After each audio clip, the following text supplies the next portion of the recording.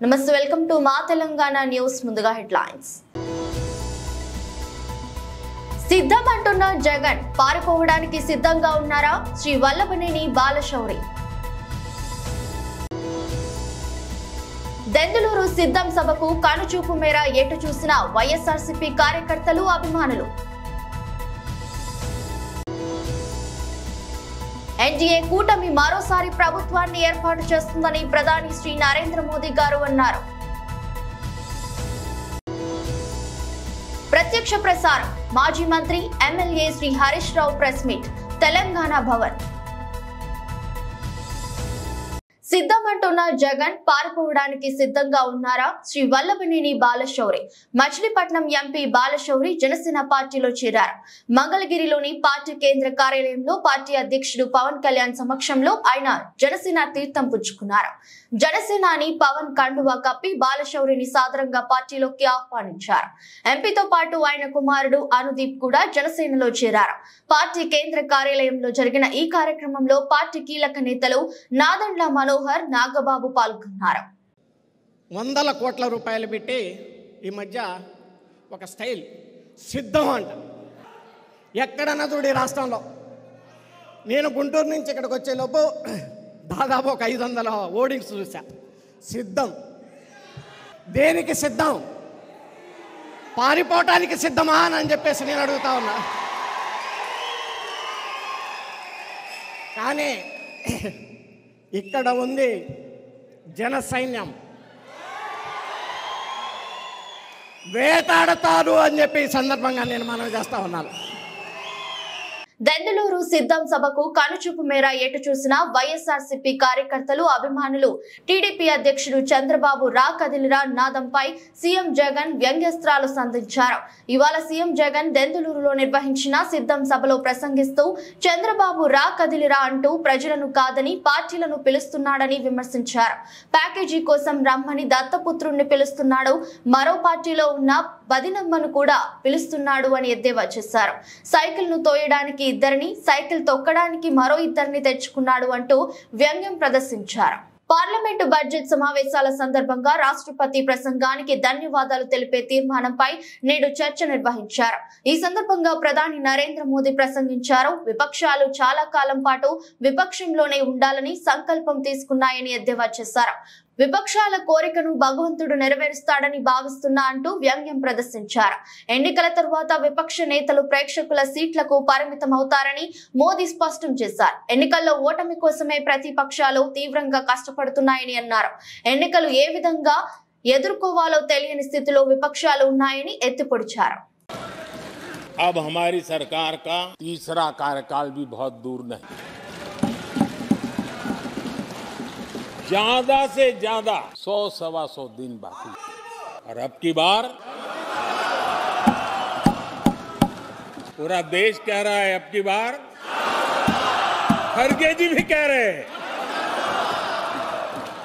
लेकिन अध्यक्ष जी, मैं आमतौर पर ये आंकड़े के चक्कर में नहीं पड़ा, लेकिन मैं देख रहा हूं देश का मिजाज एनडीए को तो 400 पार कर पाई के रहेगा, लेकिन भारतीय जनता पार्टी को 370 सीट अवश्य देगा।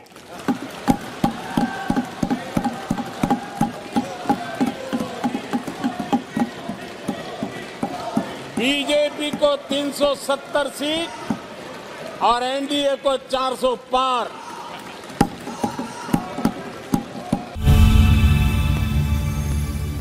ముఖ్యమంత్రి రేవంత్ రెడ్డి నిన్న నిర్వహించిన ప్రెస్ మీట్ లో తమ పార్టీ అధినేత కేసీఆర్ పై వ్యక్తిగత దూషణలకు దిగారని, సీఎం స్థాయిలో ఉండి ఇలా మాట్లాడటం ఏమిటని బీఆర్ఎస్ సీనియర్ నేత సిద్దిపేట ఎమ్మెల్యే హరీష్ రావు మండిపడ్డారు.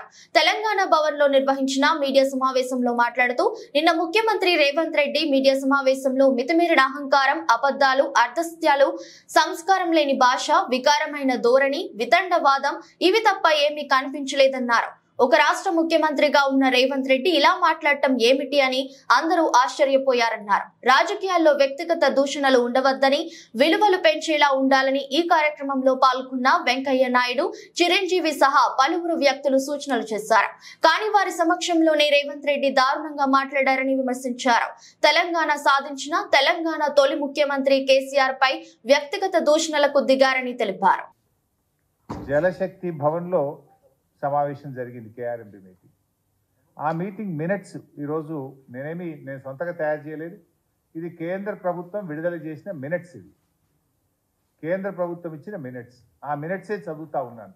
ఆ మినిట్స్లో ఎంత స్పష్టంగా చెప్పారంటే, both the states and KRMB will discuss and finalize the protocols for handing over the Nagarjuna Sagar Dam and Srisailam Dam and all 15 prioritized component outlets to KRMB and come out with a concrete action plan in this regard within 7 days. 7 రోజుల్లోగా ఎలా అప్పచెప్పాలనేటువంటి ఒక action plan తయారు చేసుకొని మా ముందుకు వస్తారు. Both the states will hand over the 15 prioritized components outlets of Nagarjuna Sagar project and Srisailam project to KRMB within 1 month time period. ఒక్క నెల రోజుల్లోగా ఈ 15 అవుట్లెట్స్ను కేఆర్ఎంబికి అప్పచెప్పడం జరుగుతుంది. ఇది మినిట్స్ ఆఫ్ ద మీటింగ్. మూడవది, CRPF will keep a strict vigil on the dam site and will allow the engineers officials from Government of AP and Government of Telangana to enter the premises of Nagarjuna Sagar Dam only after the permission of KRMB. Telangana Andhra ఇంజనీర్లు ఎవరన్నా dam మీదకి పోవాలంటే KRMB అనుమతి తీసుకున్న తర్వాతనే CRPF పోలీసులు మిమ్మల్ని అనుమతిస్తారు. Number 4, both the states will immediately release the funds to KRMB for this financial year and the dues of yesterday's in order to enable KRMB to fulfill their statutory obligations. ఇంత స్పష్టంగా ఢిల్లీలో జరిగిన సమావేశంలో నెల రోజుల్లోగా ప్రాజెక్టులన్నీ కేంద్రానికి అప్పగిస్తారు అని చెప్పి ఇది మినిట్స్ ఆఫ్ ద మీటింగ్. ఈ మినిట్స్ వచ్చిన తర్వాత ఏం జరిగింది? తెల్లారి పొద్దున్నే పత్రికల్లో చూస్తే ఇది వెలుగు దినపత్రిక. ఇందులో కేఆర్ఎంబికి ఓకే చెప్తేనే శ్రీశైలంలో కరెంటు ఉత్పత్తి, నిర్వహణ బాధ్యత కేఆర్ఎంబికి ఇచ్చేందుకు ఓకే చెప్పిన అధికారులు, ఫలితంగా ఏపీకి లాభం, తెలంగాణకు నష్టం జరిగే ఛాన్స్. ఇది పత్రికలో స్పష్టంగా వచ్చింది. వచ్చిన మరుసటి రోజు 18వ తేదీ రాష్ట్ర ప్రభుత్వం ఏమైనా స్పందిస్తుందేమో నేను వెయిట్ చేసిన. ప్రభుత్వం నుంచి ఖండన లేదు, స్పందన లేదు. అదేవిధంగా ఇంకొక దినపత్రిక సాక్షి దినపత్రిక. ఇది మరుసటి రోజు 18వ తేదీ కృష్ణా జలాల హక్కుల పరిరక్షణలో ఫలించిన సీఎం జగన్ కృషి, అంటే ఆంధ్రప్రదేశ్కు మేలైందని చెప్పి, జగన్ విజయవంతంగా ఆంధ్రప్రదేశ్కు లాభం చేసిండని చెప్పి సాక్షి దినపత్రిక రాసింది. నెలలోగా ఉమ్మడి ప్రాజెక్టులు కృష్ణా బోర్డు చేతికి. ఇది అన్ని ప్రముఖ పత్రికలు స్పష్టంగా రాసినాయి. ఒకవేళ మీరు ప్రాజెక్టులు అప్పచెప్పింది నిజం కాకపోతే వెంటనే రాష్ట్ర ప్రభుత్వం స్పందించి 2వ రోజు రిజైండర్ ఇవ్వాలన్నా వద్దా, ఖండించాలన్నా వద్దా? 17వ తేదీ మీటింగ్ జరిగింది, మినిట్స్ స్పష్టంగా వచ్చినాయి. ప్రముఖ దినపత్రికలన్నీ కేఆర్ఎంబి చేతికి ప్రాజెక్టులు పోతున్నాయి, తెలంగాణకు నష్టం జరుగుతుందని, ఆంధ్రప్రదేశ్కు మేలు జరుగుతుందని, జగన్మోహన్ రెడ్డి గారు విజయం సాధించారని అన్ని పత్రికల్లో వస్తే ఈ రాష్ట్ర ప్రభుత్వంలో ఉలుకు లేదు, పలుకు లేదు, కనీసం చీమ గుట్టినట్టు కూడా లేదు. కానీ 19వ తేదీ నాడు నేను ప్రెస్ మీట్ పెట్టి ఇది ఇంత అన్యాయం జరుగుతూ ఉంటే మీరు ఏం చేస్తున్నారు అని చెప్పి నేను గట్టిగా రాష్ట్ర ప్రభుత్వాన్ని నిలదీయడం జరిగింది. అప్పుడు తేరుకున్నటువంటి ప్రభుత్వం లోలో ఈ మినిట్స్ అంతా తప్పు, మేము ఒక ఉత్తరం రాస్తున్నాం ఢిల్లీకి అని చెప్పి నేను ప్రెస్ మీట్ పెట్టినాక స్పందించి లేలే ఈ మినిట్స్లో తప్పు వచ్చింది, మేము ఒప్పుకోలేదు అని చెప్పి ఢిల్లీకి ఉత్తరం రాసింది. ఎప్పుడు రాసిండు? నేను ప్రెస్ మీట్ పెట్టిన ఈ ప్రభుత్వాన్ని కడిగితే ఆ రోజు వీళ్ళు మేల్కొన్నటువంటి పరిస్థితి. ఇది మొదటి మీటింగ్. సరే, తర్వాత ఏమైంది? మళ్ళీ కేఆర్ఎంబి సెకండ్ మీటింగ్ జరిగింది 1 ఫిబ్రవరి 2024. ఈ మీటింగ్లో 1వ తేదీ మన హైదరాబాద్లోనే జరిగింది కేఆర్ఎంబి మీటింగ్. నేను అనుకున్నా మొదటి మీటింగ్లో ఏదైనా తప్పు చేసిందేమో, 2వ మీటింగ్లో సవరించుతారేమో, రాష్ట్ర ప్రయోజనాలు కాపాడతారేమో, ఇప్పటికైనా వీళ్ళు మేల్కొన్నారేమో అని మేము ఆశించినాం. ఇది ఇది నేను నా సొంత కవిత్వం కాదు బై సాబ్, ఇది కేఆర్ఎంబి విడుదల చేసిన minutes. What I'm reading is minutes of the KRMB meeting. ఈ రెండవ మీటింగ్ లో ఒకసారి మీకు చదివి వినిపిస్తాను. అనకాపల్లి జిల్లా మాడుగుల నియోజకవర్గం గొండుపాలెంలో రా కదిలిరా విచ్చేసిన టీడీపీ నాయకులు, కార్యకర్తలు, అభిమానులు. తెలుగుదేశం పార్టీ జాతీయ అధ్యక్షుడు నారా చంద్రబాబు నాయుడు మాట్లాడుతూ వైసీపీ పార్టీ బటన్ నొక్కాడు, మైనింగ్ కి, ఇసుకకి, మద్యంకి బటన్ నొక్కాడు. జగన్ ధనదాహంతో కొండలు అన్ని అనకొండల నక్కేశాడు. కేంద్రం ఇచ్చే 1.50,000 ఇంటికి ఇస్తున్నాడు. ఒక్క విశాఖపట్నంలో 40,000 కోట్లు దోచేశాడు. నేను ఎన్నో కంపెనీలు తీసుకువచ్చాను, ఇవన్నీ తగలెట్టేశాడు. విశాఖపట్నంకి 53 ఎకరాలకు భూమి ఇవ్వని ముఖ్యమంత్రి ఈ జగన్. ఒకప్పుడు విశాఖపట్నం ఒక ఆర్థిక రాజధాని, ఇప్పుడు గంజాయి రాజధానిగా మార్చాడు. ఆంధ్రప్రదేశ్ పోలీసులే గంజాయి అమ్ముతున్నారు. ఇది పోలీసుల తప్పు కాదు, ఈ సైకో ముఖ్యమంత్రిది. నిన్నే ఎంఆర్ఓ రమణయ్యని హత్య చేశారు. ఇక సామాన్యుడికి రక్షణ ఉందా? రాజధాని లేకుండా చేసి చరిత్రహీనుడుగా మిగిలిపోయాడు. సీనియర్ నాయకుడు అయ్యన్నపై నిర్భయ కేసు పెట్టారు. ఇది అన్యాయం కాదా? 2 రూపాయలకి కిలో బియ్యం ఇచ్చింది తెలుగుదేశం. ఏడాదికి 4 లక్షల ఉద్యోగాలు. నా అక్క చెల్లెళ్ళు కళ్ళల్లో నీళ్లు రాకూడదని ఉచిత గ్యాస్ ఇచ్చాను. ఏడాదికి 3 గ్యాస్ సిలిండర్లు ఇస్తాను. ఆర్టీసీ బస్సుల్లో ఉచిత ప్రయాణం ఇస్తాను. వర్క్ ఫ్రం హోమ్ ఇస్తాను. విశాఖపట్నం ఉత్తరాంధ్ర తెలుగుదేశం గడ్డ ఫెంక్టన్ తీసుకువచ్చిన పార్టీ తెలుగుదేశం పార్టీ. పేదవాళ్ళు అందరికీ 2 సెంట్లు భూమి ఇస్తాను. నీ అవినీతి పుత్రికే కాద సాక్షి పేపర్. నా జీవితం ప్రజలకు అంకితం. మాడుగుల మంత్రి బూడిద అవునా కాదా? జలజీవన్ మిషన్ లో 100 కోట్లు తీశాడు. బూడిద ఉత్తరాంధ్ర సుజల స్రవంతి ఇస్తాను. బంగారం భవిష్యత్తు ఇస్తాను. చోడవరం షుగర్ ఫ్యాక్టరీని బాగు చేస్తాను. పోలవరం నుంచి తాగునీరు తీసుకువస్తాను. విశాఖకు ప్రతి ఒక్కరిని ధనికులను చేసే బాధ్యత తెలుగుదేశం పార్టీది.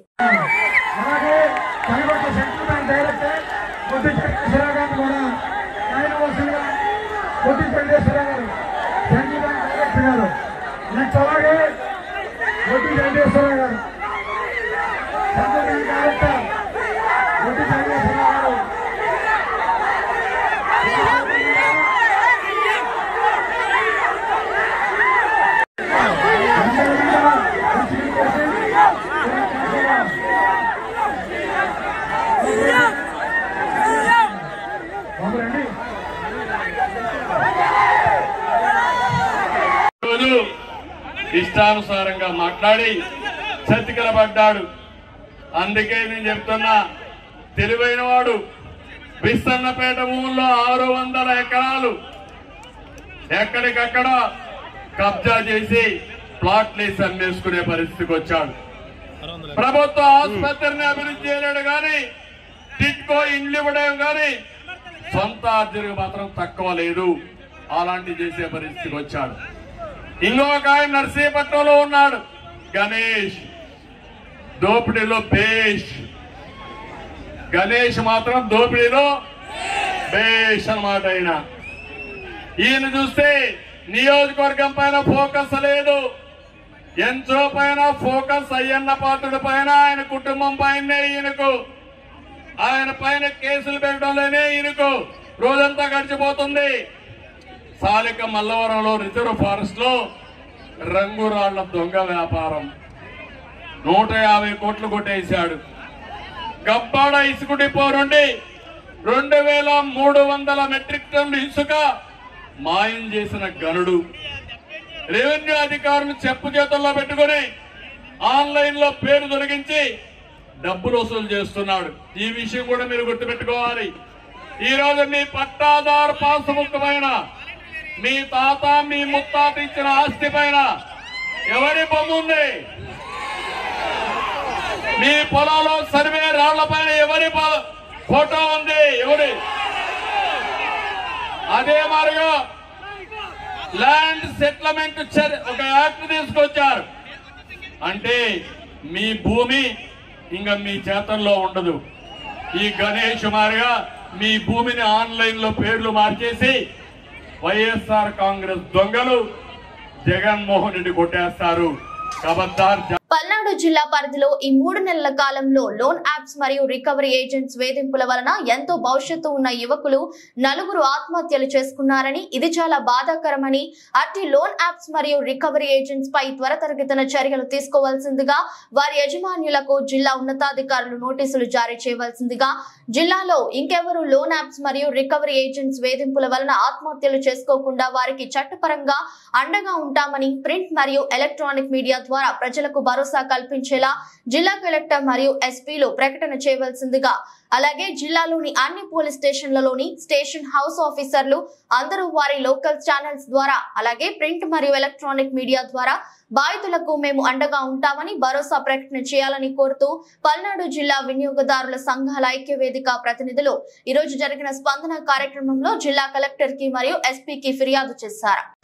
ఈ రోజు పల్నాడు జిల్లాలో వినియోగదారుల సంఘాల ప్రతినిధులు కలెక్టర్ గారికి రిప్రజెంటేషన్ ఇవ్వడం వచ్చాము. దేని గురించి అంటే online loan apps plus recovery ఏజెంట్ల వేధింపులు. ఇవి బాగా పల్నాడు జిల్లాలో ఇవి రికవరీ ఏజెంట్ల వేధింపులు ఎక్కువైపోయి చిన్న వయసు ఉన్న విద్యార్థులు ఆత్మహత్యలు చేసుకుంటున్నారు. దీనికి భరోసా కల్పించాల్సిన బాధ్యత మెజిస్ట్రేట్ గా, పల్నాడు జిల్లా మెజిస్ట్రేట్ గా కలెక్టర్ గారికి, అలాగే లా అండ్ ఆర్డర్ ఇన్ఛార్జిగా ఎస్పీ గారికి బాధ్యతలు. వాళ్ళు మిగతా స్టేషన్లన్నిటికీ కూడా స్టేషన్ హౌస్ ఆఫీసర్లకి ఆర్డర్ పాస్ చేసి అక్కడ ఉండే లోకల్ ఛానల్స్ లో మేము రికవరీ ఏజెంట్లు మిమ్మల్ని వేధిస్తుంటే మేము అండగా ఉంటాము, చట్టపరంగా చర్యలు తీసుకుంటాము అని భరోసా కల్పించి వాళ్ళ ఆత్మహత్యల్ని ఆపాల్సిందిగా కోరటం కోసం అని చెప్పి రిప్రజెంటేషన్ ఇచ్చాము. Thank you. ఏలూరు జిల్లాలో ఉప్పొంగిన ప్రజాభిమానం. చంద్రబాబు కోసం లక్షలాదిగా తరలివస్తున్న ప్రజలు, దారులన్నీ బాబు వైపే పసుపుమయంగా మారిన చింతలపూడి వెళ్లే రహదారులు. దెందులూరు నియోజకవర్గం పెదవేగి మండలం విజయరాయి నుంచి చింతమనేని ప్రభాకర్ నాయకత్వంలో రాకదిలిరా సభకు వేలాదిగా తరలి వెళ్లిన టీడీపీ నాయకులు, కార్యకర్తలు. ఏలూరు నుంచి చింతలపూడి వెళ్లే దారిలో కిలోమీటర్ల మేర నిలిచిపోయిన ట్రాఫిక్. చంద్రన్న కోసం లక్షలాదిగా తరలి వస్తున్న ప్రజలు.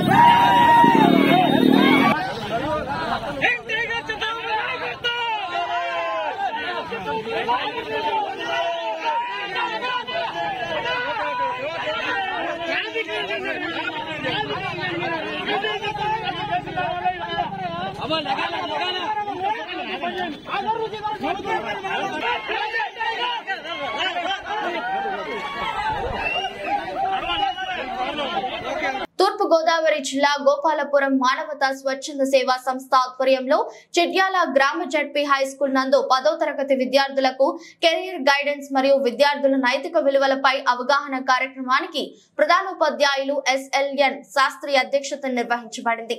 ఈ కార్యక్రమానికి ముఖ్య అతిథిగా రాష్ట్ర మానవతా కన్వీనర్ బలుసు సత్యనారాయణ మాట్లాడుతూ సమాజంలో ప్రతి విద్యార్థి విద్యావంతులు కావాలని మరియు ఉన్నత స్థానాలకు చేర్చాలనేది మానవతా ఆశయం మరియు విద్యార్థులు తమ కెరీర్ ను ఎంచుకునటంలో విద్యార్థి యొక్క విషయాలతో పాటు తల్లిదండ్రులు ఉపాధ్యాయుల మరియు శ్రేయోభిలాషుల యొక్క అభిప్రాయాలను పరిగణలోకి తీసుకోవాలని తెలియజేశారు. ఈ కార్యక్రమానికి మానవతా రీజియన్ చైర్మన్ వాసిపోయిన చంద్రయ్య, గోపాలపురం మానవతా చైర్మన్ జొన్నలగడ్డ రాంబాబు, మానవతా ఈసీ సభ్యులు కీర్తి కుమార్, గోపాలపురం మండల మానవతా డైరెక్టర్ LIC రాధాకృష్ణ మరియు CRP కొయ్య నాగరాజు తదితర మానవతా సభ్యులు మరియు ఉపాధ్యాయులు విద్యార్థులు పాల్గొన్నారు. మానవతా సంస్థ తరఫున నా హృదయపూర్వక నమస్కారాలు తెలియజేస్తున్నాను.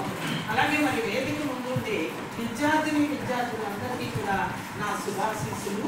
మరి మీ అందరూ కూడా పరీక్షలకు ప్రిపేర్ అయ్యి సిద్ధంగా ఉన్నారు. మార్చి 18 జరగబోయే పరీక్షల్లో మీరందరూ కూడా ఎంతో బాగా చదువుకుని జిల్లా స్థాయిలో కానీ మీ మండల స్థాయిలో కానీ ఉత్తమ ఫలితాలు సాధించి మీ HM గారికి కానీ మీ తల్లిదండ్రులకు కానీ మంచి పేరు తీసుకురావాలని మనస్ఫూర్తిగా కోరుకుంటున్నాను నేను. మరి లాస్ట్ ఇయర్ ఈ మానవతా స్వచ్ఛంద సేవా సంస్థ ద్వారా జిల్లా స్థాయిలో టాపర్స్ అందరికీ కూడా వాళ్ళ పేరెంట్స్తో సహా మీటింగ్ పెట్టి అందరికీ కూడా ఘన సన్మానం చేయడం అనేది జరిగింది. మరి కనీసం మీలో ఒక్కళ్ళైనా ఇద్దరైనా సన్మానానికి రావాలని నేను మనస్ఫూర్తిగా ఆకాంక్షిస్తున్నాను. మరి ఉన్న సమయం చాలా తక్కువగా ఉంది కాబట్టి మనందరం కూడా చాలా కష్టపడి ఆ పరీక్షలను కష్టపడమే కాదు ఇష్టపడి చదివితే ఇంకా ఎన్నో మంచి ఫలితాలు వచ్చే అవకాశం ఉంటుంది. ఏ పనైనా కూడా మనం ఇష్టపడి చేస్తే కనుక కష్టం అనిపించదు. అలాగే ఒక సబ్జెక్ట్ అంటే కష్టం అని అంటూ ఉంటారు, కానీ ఏది కూడా కష్టం కాదు. మనం దాంట్లో ఇన్వాల్వ్ అయిపోయి మనస్సు పెట్టి పూర్తిగా దాన్ని అధ్యయనం చేసినట్టయితే కనుక అలాగే ఆ సబ్జెక్ట్ అంటే ఇంట్రెస్ట్ క్రియేట్ చేసుకున్నట్టయితే ఆటోమేటిక్గా ఆ కష్టం అనేది మనకి తగ్గిపోతుంది. అలాగే మరి తల్లిదండ్రులు వార్తలు ముగించే ముందు మరోసారి హెడ్లైన్స్. సిద్ధం అంటున్న జగన్ పారిపోవడానికి సిద్ధంగా ఉన్నారా? శ్రీ వల్లభనేని బాలశౌరి. దెందులూరు సిద్ధం సభకు కనుచూపు మేర ఎటు చూసిన వైఎస్ఆర్సీపీ కార్యకర్తలు అభిమానులు. ఎన్డీఏ కూటమి మరోసారి ప్రభుత్వాన్ని ఏర్పాటు చేస్తుందని ప్రధాని శ్రీ నరేంద్ర మోదీ గారు అన్నారు. ప్రత్యక్ష ప్రసారం మాజీ మంత్రి MLA Shri Harish Rao press meet Telangana Bhavan. ఇదే బులెటిన్ మరో బులెటిన్లో మళ్ళీ కలుద్దాం. అంతవరకు సెలవు. నమస్కారం.